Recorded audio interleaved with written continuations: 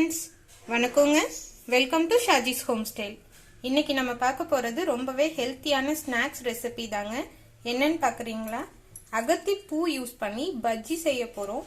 So அதுக்கு என்னென்ன பொருள் தேவைன்னு பார்த்துடலாம். அகத்தி பூ ஒரு முழுசாக ஒரு 25 பூ எடுத்து வச்சுருக்கேங்க. கடலை மாவு, சீரகம், மஞ்சள் தூள், மிளகாய் தூள், உப்பு, மிளகு.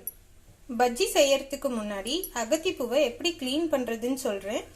பூவில் இந்த மாதிரி சன்னமாக நரம்பு இருக்குங்க. இந்த நரம்பை மட்டும் எடுத்துடணும். நல்லா அடி வரைக்குமே எடுத்துட்டு அதுக்கப்புறம் நம்ம பூவை க்ளீன் பண்ணிக்கலாங்க. வாஷ் பண்ணி எடுத்துகிட்டு வந்துடலாம். இப்போது பஜ்ஜி செய்யறதுக்காக நான் 5 ஸ்பூன் கடலை மாவு ஆட் பண்ணிக்கிறேங்க. நம்ம பூ இருக்க அளவுக்கு ஏற்ற மாதிரி தான்.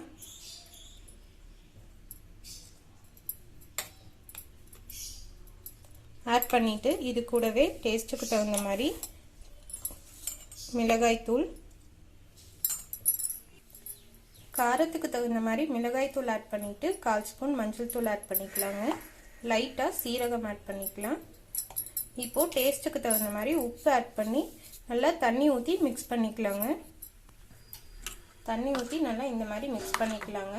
ரொம்ப கெட்டியாகவும் இருக்கக்கூடாது, ரொம்ப தண்ணியாகவும் இருக்கக்கூடாது. அப்போ தான் நல்லா பூவிலெல்லாம் மாவு ஒட்டும்.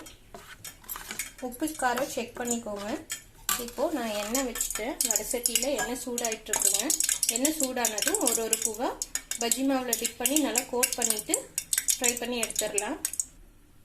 இப்போது எண்ணெய் சூடாயிடுச்சுங்க. நம்ம பூவை நல்லாவே டிப் பண்ணிக்கலாம்.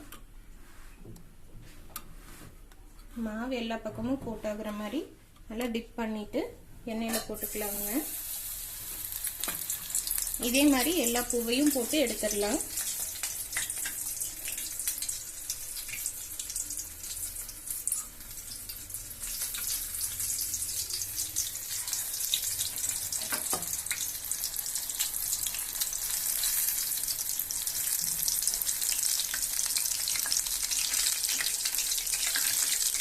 இது ஒரு பக்கம் வெந்ததும் இன்னொரு பக்கம் திருப்பி போட்டுடலாங்க.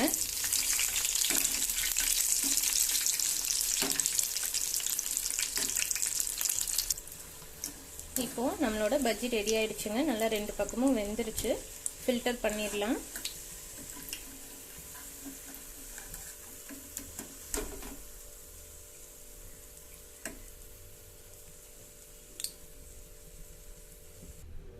நம்மளோட அகத்திப்பூ பஜ்ஜி சூப்பராக ரெடி ஆயிடுச்சுங்க.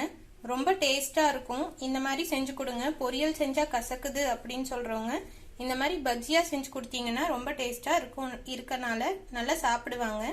ஸோ செஞ்சு பார்த்துட்டு எப்படி இருந்ததுன்னு எனக்கு கமெண்ட்ஸில் சொல்லுங்கள். இந்த வீடியோ உங்களுக்கு பிடிச்சிருந்ததுன்னா லைக் பண்ணுங்கள், ஷேர் பண்ணுங்கள். மறக்காமல் ஷாஜிஸ் ஹோம் ஸ்டைல் சேனலை சப்ஸ்கிரைப் பண்ணிவிட்டு அந்த பெல் பட்டனையும் தட்டி விட்டுருங்க. தேங்க்யூ.